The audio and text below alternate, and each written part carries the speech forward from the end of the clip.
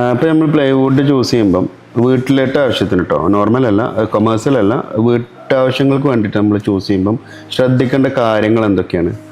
സാധാരണ ഒരു വീട് ഇൻറ്റീരിയർ ചെയ്യുമ്പോൾ ഒരു ഇൻറ്റീരിയേഴ്സ് ഉണ്ടാവുമല്ലോ, അപ്പം ഒരു അത് മെയിൻറ്റെയിൻ ചെയ്യാൻ ഒരാളുണ്ടാവും ഇൻറ്റീരിയേഴ്സ്, അവർ ത്രൂ തന്നെയാണ് ചെയ്യേണ്ടത്, വർക്ക് ചെയ്യേണ്ടത്. പിന്നെ വീടിന് ശ്രദ്ധിക്കേണ്ടതെന്ന് വെച്ചാൽ ഈ ബാത്റൂം ഏരിയസിൻ്റെ ഒക്കെ അവിടെ വർക്ക് ചെയ്യുമ്പോൾ PVC പാനൽ ചെയ്യാന്നുള്ളൊരു ഇത് വരുന്നുണ്ട്. ഇപ്പോൾ ചെതലുള്ള ഏരിയകളാണോ ശ്രദ്ധിക്കണം ആദ്യം ഇൻറ്റീരിയർ ചെയ്യുന്ന ആൾ തന്നെ.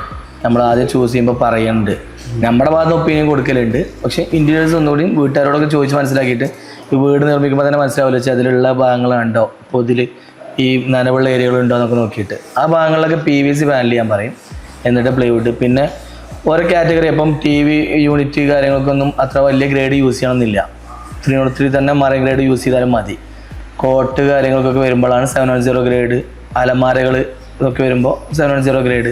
ഇങ്ങനെ ഓരോ സ്പെസിഫൈ ചെയ്യുന്നുണ്ട് ഓരോ ഏരിയകൾക്കൊക്കെ, അങ്ങനെ ചെയ്തിട്ട് യൂസ് ചെയ്യാൻ പറ്റും.